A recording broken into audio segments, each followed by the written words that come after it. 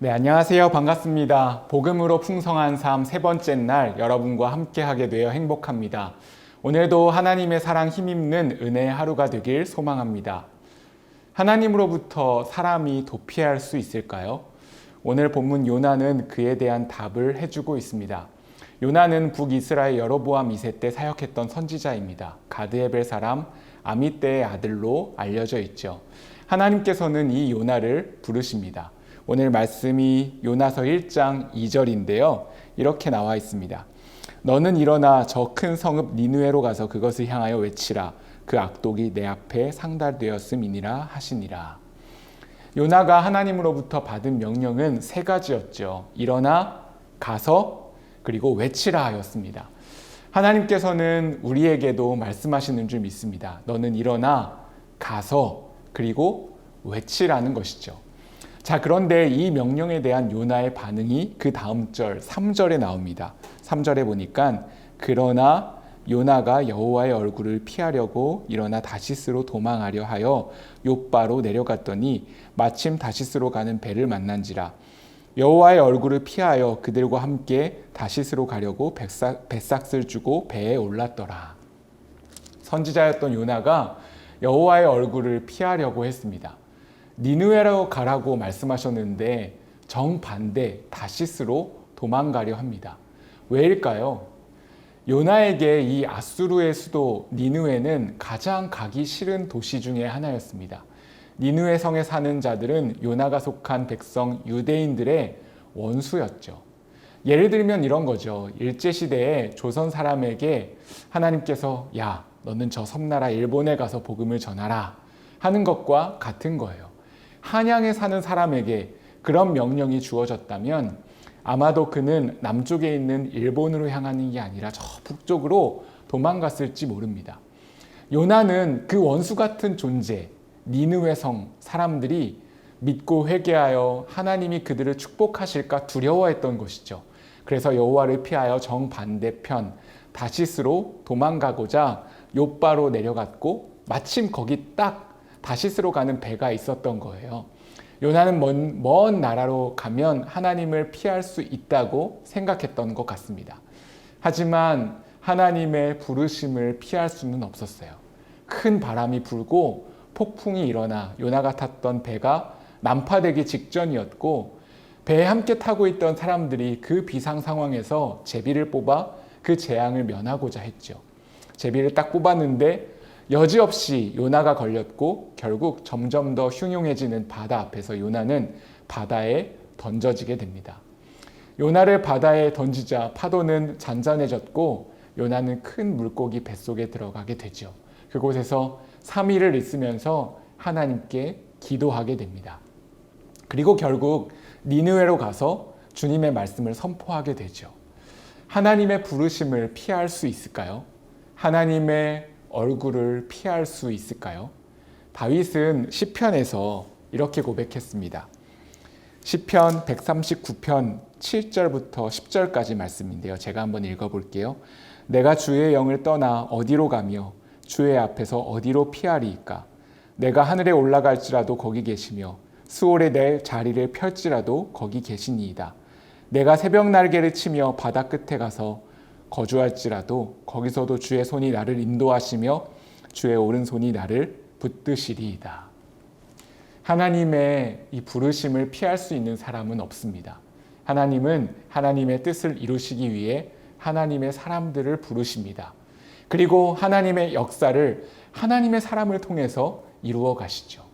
하나님은 요나에게 소명을 주셨듯이 여러분에게도 소명을 주십니다. 소명이란 하나님의 뜻과 목적을 이루기 위해 부르시는 것을 말하죠. 오스기니스라고 하는 사람은 소명이라고 하는 책에서 소명을 다음과 같이 정의합니다. 소명이란 하나님이 우리를 너무나 결정적으로 부르셨기에 그분의 소환과 은혜에 응답하여 우리의 모든 존재, 우리의 모든 행위, 우리의 모든 소유가 헌신적이고 역동적으로 그분을 섬기는데 투자된다는 진리다라고 말합니다. 여러분의 삶과 인생을 향한 하나님의 소명은 무엇입니까? 여기 요나를 보십시오. 요나 한 사람이 전한 복음으로 인하여 니느웨 성읍이 하나님의 심판을 면하게 됩니다. 요나는 하나님의 구원 사역에 쓰임을 받았던 것이죠. 이처럼 소명자는 다른 사람을 행복하게 합니다. 그리고 자신도 그 소명을 감당할 때 행복해지는 것을 우리는 볼 수 있어요. 예수님께서는 베드로에게 찾아오셔서 그를 부르셨습니다. 어떻게 부르셨나요? 나를 따라오라. 내가 너로 사람을 낚는 어부가 되게 하리라. 그 부르심과 말씀을 따랐던 베드로. 나중에 사도행전을 보면 이 베드로는 많은 사람을 주님께로 이끄는 정말 사람을 낚는 어부가 됩니다. 평범한 어부의 인생을 하나님은 소명을 통해서 새롭게 빚어가십니다. 바울도 마찬가지였죠. 하나님의 부르심, 소명을 따랐더니 바울은 많은 사람을 옳은 대로 돌아오게 하는 축복의 통로로 귀하게 쓰임을 받게 됩니다. 오늘 우리에게도 마찬가지입니다. 성도는 모두 소명자입니다. 여러분은 하나님이 부르신 곳 니느웨로 향하고 있습니까? 아니면 하나님을 피하여 저 반대편 다시스로 가고 있습니까? 다시스로 도망치는 길에는 폭풍이 기다리고 있습니다. 이 폭풍은 다시스로 가는 길을 니느웨, 사명지 니느웨로 바꾸기 위한 폭풍이었죠. 요나가 만났던 폭풍은 자신의 소명을 깨닫게 해주기 위한 폭풍이었어요. 주 안에서 사랑하는 성도 여러분, 하나님이 바로 여러분을 부르십니다. 바로 그 영혼을 위해, 바로 그 가정을 위해 하나님께서는 여러분을 부르셨고 하나님의 사랑 알게 하셨고 지금까지 훈련시키셨고 그 소명을 허락해 주셨습니다. 악독이 가득했던 저 니느웨 백성들을 하나님께서 끝까지 사랑하셨던 것처럼, 그래서 선지자 요나에게 소명을 주시고 그들을 구원하셨던 것처럼 지금도 그 하나님의 사랑은 이 땅을 향하고 있는 줄 믿습니다. 우리가 하나님의 그 사랑 그리고 그 은혜, 그 긍휼을 알았다면 이제는 내 안에서 역사하셨던 그 사랑이 자연스럽게 전해지게 됩니다. 복음을 나만 믿고 나만 천국 갈 수는 없잖아요. 그 복음은 그들을 향해 계속 전해져야 합니다. 그리고 그렇게 소명을 감당할 때 우리는 진정 예수님 안에서 행복할 수 있습니다. 제자 훈련을 귀히 섬기셨던 고 옥하는 목사님께서 이런 말씀을 하셨던 게 기억이 납니다.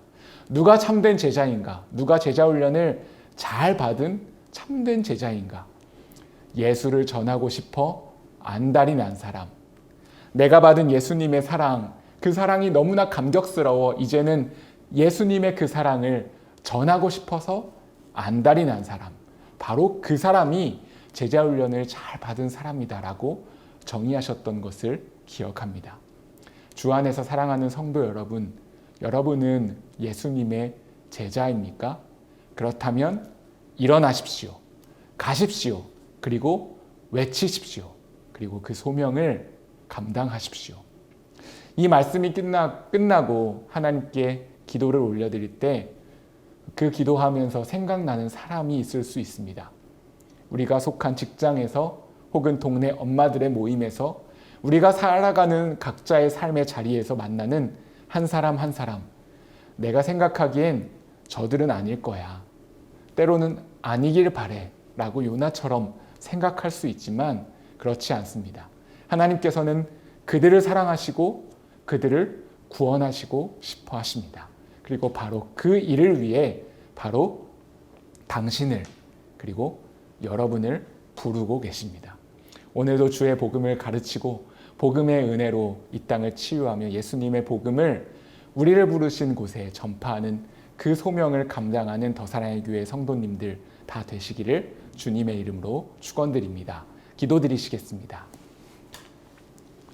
사랑하는 하나님 아버지 감사합니다. 우리에게 소명을 허락하여 주시고 일어나 가서 외치라 말씀해 주시니 감사를 드립니다. 우리가 그 소명을 받들어 사명지로 향하기를 원합니다.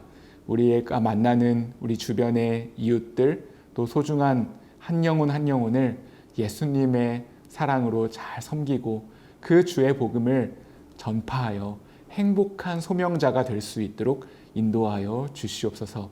이 땅을 구원하시기를 원하시는 그 하나님 아버지의 마음을 깨달아 알아가며 오늘도 그 주님의 말씀을 가르치고 주의 복음으로 치유하며 주님의 그 놀라운 복음을 이 세상 가운데 전파하는 우리 모두가 될 수 있도록 하나님께서 우리를 축복의 통로로 사용하여 주시옵소서. 감사를 드리오며 예수님의 이름으로 기도드립니다. 아멘.